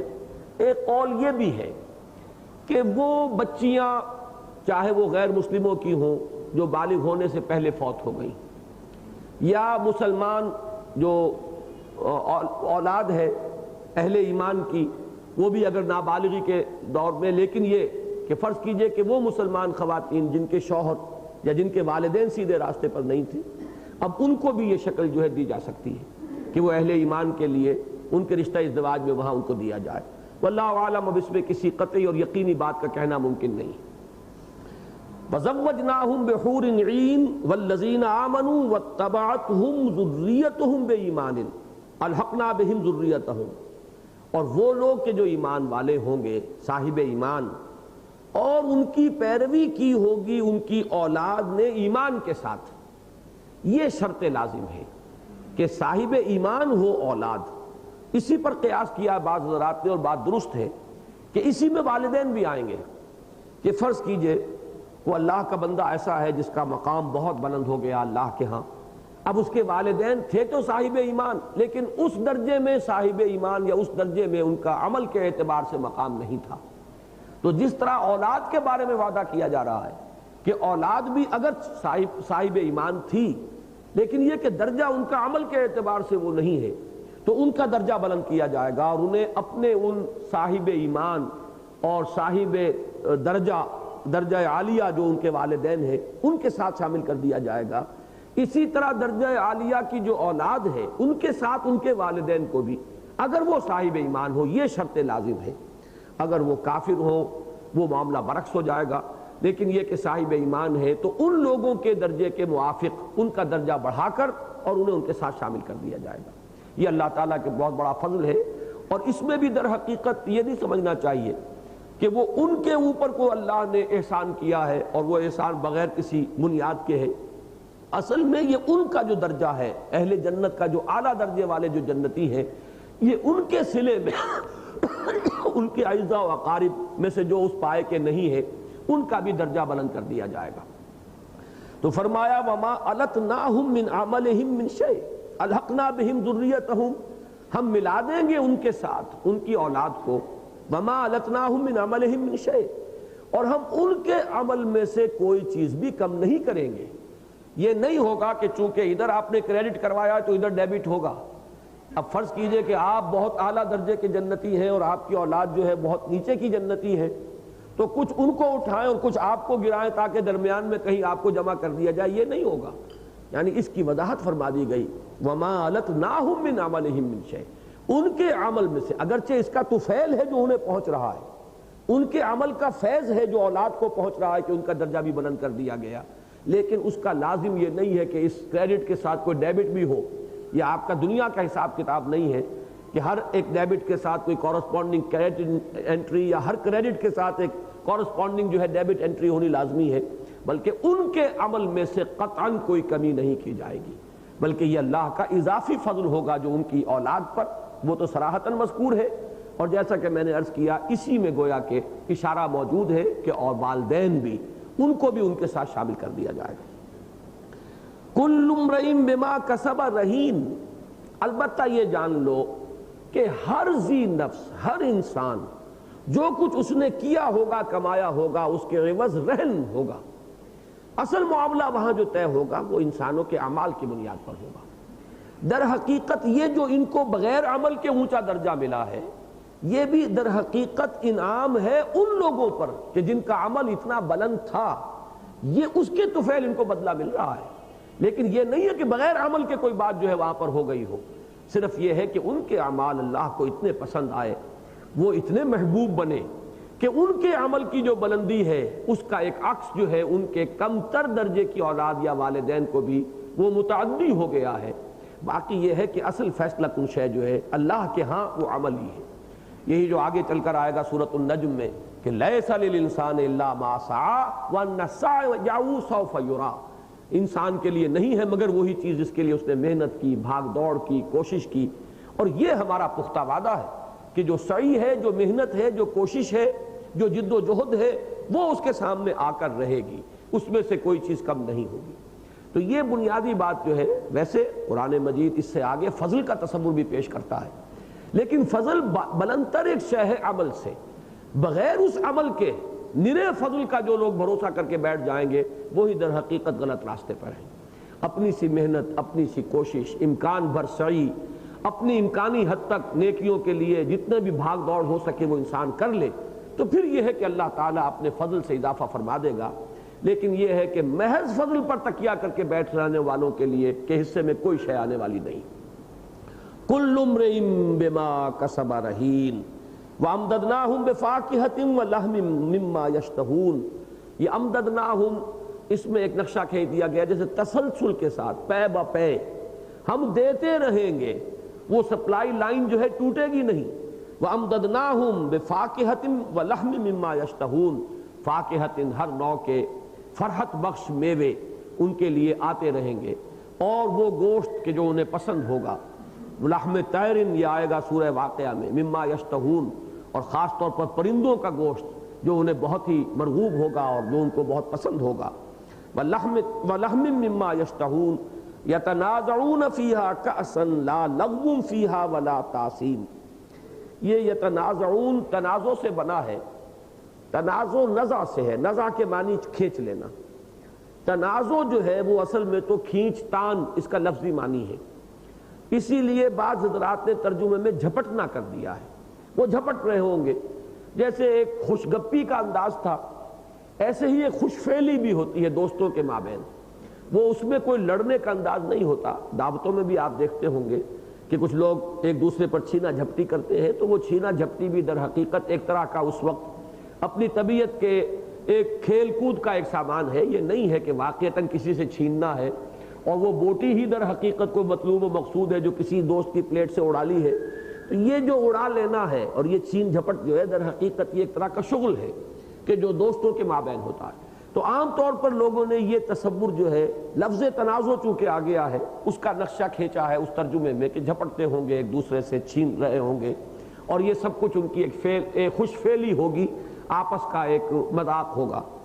لیکن یہ کہ یہ لفظ جو ہے اگر اس کی اصل پر آپ غور کریں تو اسی کا ایک بڑا مہذب انداز بھی ہمارے سامنے آتا ہے۔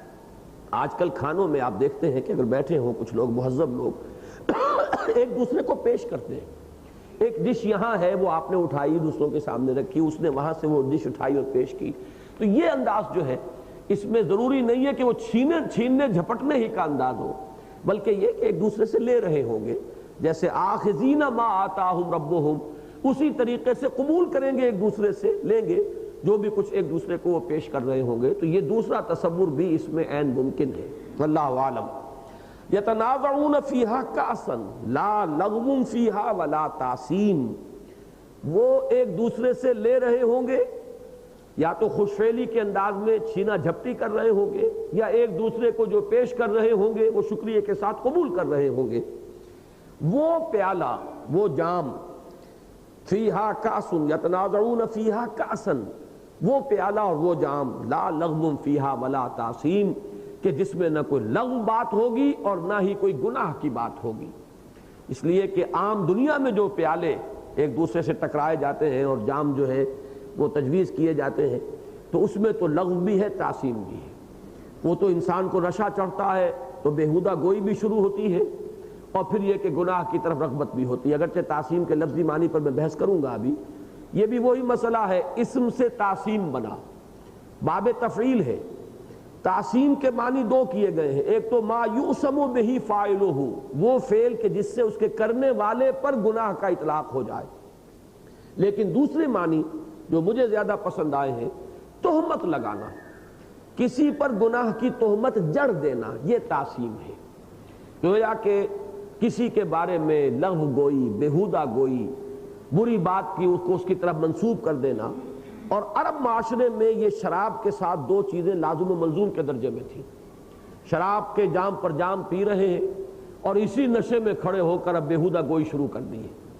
جو شاعر ہیں وہ قصیدے کہہ رہے ہیں اور اس قصیدوں میں نہایت فحش انداز میں اپنے معاشقوں کی داستانیں بیان ہو رہی ہیں اور عورتوں کو تہمتیں لگائی جا رہی ہیں، کبھی کسی کا ذکر کر کے کبھی کسی کا ذکر کر کے ان کو عیب لگائے جا رہے ہیں۔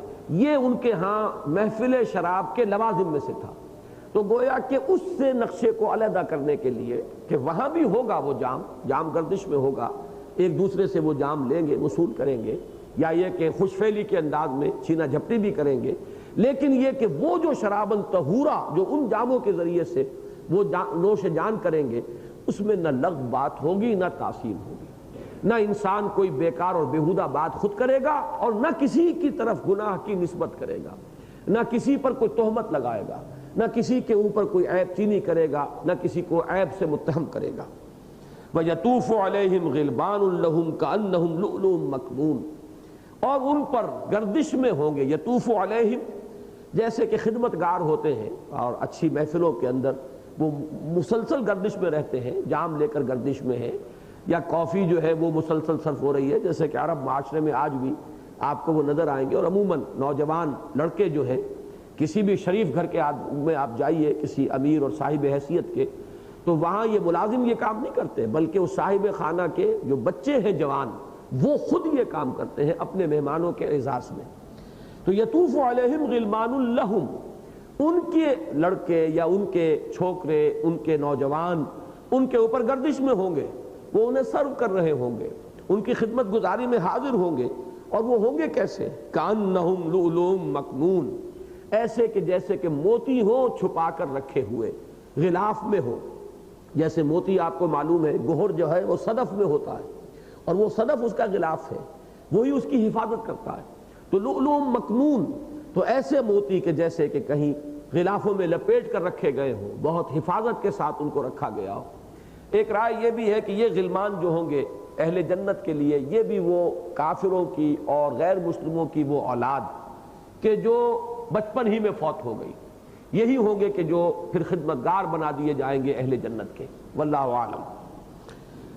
وَيَطُوفُ عَلَيْهِمْ غِلْمَانٌ لَهُمْ كَأَنَّهُمْ لُؤْلُؤٌ مَكْنُونٌ وَأَقْبَلَ بَعْضُهُمْ عَلَى بَعْضٍ يَتَسَاءَلُونَ، وہ وہاں ایک دوسرے کی طرف متوجہ ہوں گے۔ اقبال، اقبل یقبل اقبالاً، سامنا کرنا، رخ کرنا کسی کی طرف، تو وہ ایک دوسرے کی طرف بعضهم علی بعض متوجہ ہوں گے۔ یتساءلون، لفظی ترجمہ ہوگا باہم ایک دوسرے سے پوچھتے ہوئے۔ کیا پوچھتے ہوئے؟ بہترین اس کی جو تعبیر ہے وہ یہ کہ مزاج پرسی کے لیے، یا یہ کہ وہاں پہنچ کر ہر ایک جو ہے شاداں و فرحاں ہوگا، ایک دوسرے سے پوچھ رہا ہوگا آپ کیسے کیسے مرحلوں سے گزرے، کن کن وادیوں سے گزرے، کیسی کیسی تکلیفیں جھیلیں، کون کون سی قربانیاں دیں، کیسے کیسے مراحل جو ہیں ان سے گزر کر یہاں پہنچنا ہوا، کیسے کیسے مواقع پر اللہ نے دستگیری فرمائی، کیسے کیسے مشکل امتحانات میں اللہ نے کامیابی کی سبیل پیدا فرمائی۔ تو یہ ایک دوسرے کی جو بھی وہ ایک تعارف باہمی اور ایک دوسرے کے ساتھ ان کی سرگزشت سننے کے لیے وہ ایک دوسرے کی طرف متوجہ ہوں گے، ایک دوسرے سے سوالات کر رہے ہوں گے۔ وَأَقْبَلَ بَعْضُهُمْ عَلَى بَعْضٍ يَتَسَاءَلُونَ قَالُوا إِنَّا كُنَّا قَبْلُ فِي أَهْلِنَا مُشْفِقِينَ، یہ ہے اصل بات جس پر کہ اب یہ رکوع ختم ہو رہا ہے۔ وہ کہیں گے کہ ہم پہلے یعنی دنیا میں اپنے اہل و عیال میں بڑے خائف تھے، لرزاں و ترساں تھے، کیا ہوگا، کیا بنے گا، وہ کیا دن ہوگا جس دن ہمیں اپنے حضور کے دربار میں کھڑا ہونا ہوگا، پروردگار کے حضور میں کھڑا ہونا ہوگا جواب دہی کے لیے۔ جیسے کہ سورۃ النازعات میں آیا ہے اما من خاف مقام ربہ ونہى النفس عن الہویٰ، سورہ نور میں ہم پڑھ چکے ہیں کہ یہ لوگ جو ہے سب کچھ کرنے کے باوجود اور تمام جو ان کی اعلیٰ تر صفات ہیں جن کا ذکر وہاں ہوا ہے، پھر بھی ان کی نگاہیں جو ہے وہ ڈرتے ہوں گے. یخافون یوما تتقلب فیہ القلوب والابصار، ڈرتے رہیں گے اس دن سے جس دن کے نگاہیں بھی الٹ جائیں گی اور دل بھی الٹ جائیں گے. تو اس کے شدائد سے ڈرتے رہتے تھے، لرزاں و ترساں رہتے تھے، اپنے اعمال پر مغرور نہیں تھے، انہیں اپنی نیکیوں پر غرہ نہیں تھا. وہ سب کچھ کر رہے تھے پھر بھی لرزاں و ترساں تھے، پھر بھی ڈرتے رہتے تھے. اپنے رب کے حضور میں حاضری کے احساس سے ان کے اوپر راشا اور لرزہ طاری رہتا تھا.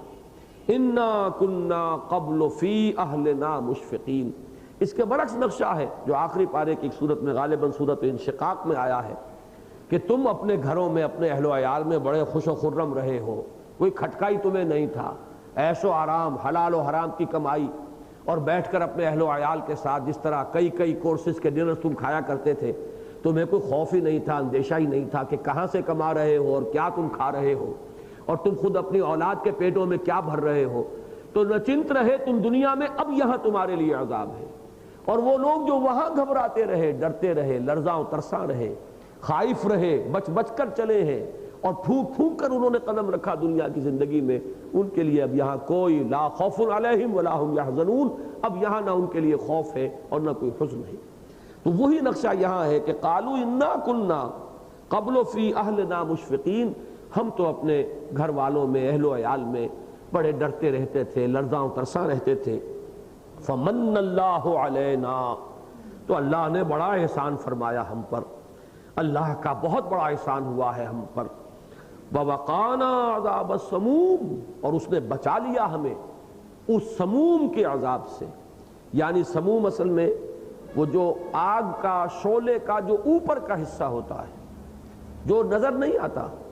شعلے کا ایک حصہ وہ جو نظر آتا ہے لیومینس، اور ایک وہ اللیومینس جو حصہ ہے، سب سے زیادہ حدت وہاں ہوتی ہے، وہ ہے سموم. اسی طریقے سے جہنم کے اوپر جو اب اس کی لپٹ ہوگی، وہ کہ جو انتہائی یعنی گرمی کے اندر تیز ہوگی، وہ ہے سموم. اسی لیے یہ باد سموم کہلاتی تھی.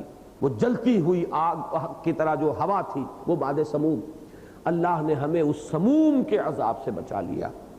انا کنا من قبل ندعوہ، ہم پہلے اسے ہی پکارا کرتے تھے، دعائیں کرتے تھے، اسی سے استغفار کیا کرتے تھے، اسی کے سامنے گڑ گڑایا کرتے تھے. یہ بات ضرور تھی کہ ہم نے اس کے سوا کسی کو پکارا نہیں. انا کنا من قبل ندعوہ، ہمارا اگر کوئی جو سمجھیے کہ کارنامہ اگر ہے تو یہ ہے کہ ہم نے پکارا اسی کو.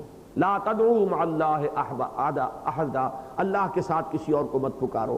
اپنی خطاؤں کی مغفرت کے لیے پکارا تو اسی کو پکارا، اپنے مشکلات کی کشود کے لیے پکارا تو اسی کو پکارا، اپنی تکلیفوں کو رفع کرنے کے لیے پکارا تو اسی کو پکارا، اپنے لیے صبر و ثبات کے لیے سوال کیا تو اسی کے سامنے کیا، اپنے لیے استقامت طلب کی تو اسی سے کی، ہدایت کے لیے ہمیشہ اگر دست بدعا رہے تو اسی کے سامنے رہے. انا کنا من قبل ندعوہ، ہم پہلے اس کو پکارتے رہے ہیں، اس سے دعائیں کرتے رہے، اس سے استغفار کرتے رہے، اس سے استدعا کرتے رہے. وہی ہے اصل میں سورہ فاتحہ کی جو مرکزی آیت ہے، ایاک نعبد و ایاک نستعین. پروردگار ہم تیری ہی بندگی کرتے ہیں اور کریں گے، اور تجھ ہی سے مدد مانگتے ہیں اور مانگتے رہیں گے. ہم تیری بندگی کے لیے بھی صرف اپنی قوت کار پر یا اپنے دست و بازو پر ہمارا اعتماد نہیں ہے، بلکہ ہمیں سہارا مطلوب ہے، اور وہ سہارا بھی ہم تیرے سوائے کسی اور کا نہیں سمجھتے کہ وہ ہمیں کوئی مدد دے سکتا ہے. تو ایاک نعبد و ایاک نستعین. انا کنا من قبل ندعوہ انہ هو البر الرحیم، یقیناً وہی ہے. اور ہوا یہاں پر لا کر حسر، اسی لیے میں نے وہی ہستی ہے سب سے بڑھ کر وفادار، سب سے بڑھ کر اپنی بات کا پورا کرنے والا، سب سے بڑھ کر اپنے وعدے کا وفا کرنے والا. یہ بر اور بر، یہ ہمارے منتخب نصاب کا جو درس نمبر 2 ہے، آیا بر، لیس البر ان تولوا وجوہکم قبل المشرق والمغرب. یہ لفظ آتا ہے اطمینان اور سکون کے لیے. بحر کے مقابلے میں بر ہے، اس لیے کہ سمندر میں جب تک انسان رہتا ہے تو وہ کوئی موج ادھر آئی کوئی ادھر آئی، کبھی کشتی نے ادھر کو کروٹ لی کبھی ادھر کو لی، تو انسان کا دل بھی وہ ڈولتا رہتا ہے. جیسے کہ میں نے عرض کیا تھا زمین پر ایک جھٹکا اگر زلزلے کا آئے تو جو کیفیت ہوتی ہے تو سمندر میں تقریباً وہ مستقل طور پر رہتی ہے. جیسے ہی کوئی شخص خشکی پر آ کر پاؤں رکھتا ہے ایک اطمینان اور سکون کہ پاؤں تلے زمین ہے. یہ کیفیت ہے اصل میں جس کو انگریزی کی ایک نظم کے حوالے سے میں بیان کرتا رہا ہوں جو ہم نے میٹرک کے کورس میں پڑھی تھی. Charities that soothe and heal and bless. یہ نیکیاں جو ہے یہ انسان کو اندرونی طور پر ایک تسکین بخش ہے. یہ چیزیں اس سے خوشی ہوتی ہے, مسرت ہوتی ہے. ایسے ہوتا ہے کہ جیسے کسی زخم پر مرہم رکھ دیا گیا.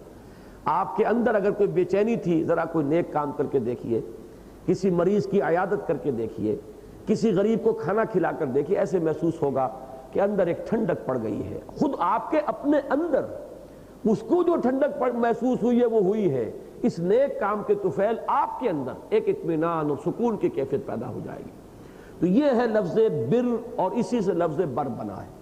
اسی میں یہ چیز موجود ہے کہ جس شخص سے آپ کو توقع ہے کہ وہ جھوٹ نہیں بولتا, جس شخص سے جس پر آپ کو اعتماد ہے کہ جو وعدہ کر رہا ہے پورا کرے گا, اس کے بارے میں بھی آپ کے اندر وہ کیفیت اطمینان اور سکون کی برقرار رہتی ہے. آپ اس کی جانب سے نچنت رہتے ہیں, بے کھٹکے آپ اس کے ساتھ معاملہ کرتے ہیں. یہاں سے وہ بات جو ہے وفاداری اور وفا شعاری, ایفاء عہد, یہ اس کے ساتھ آیا ہے.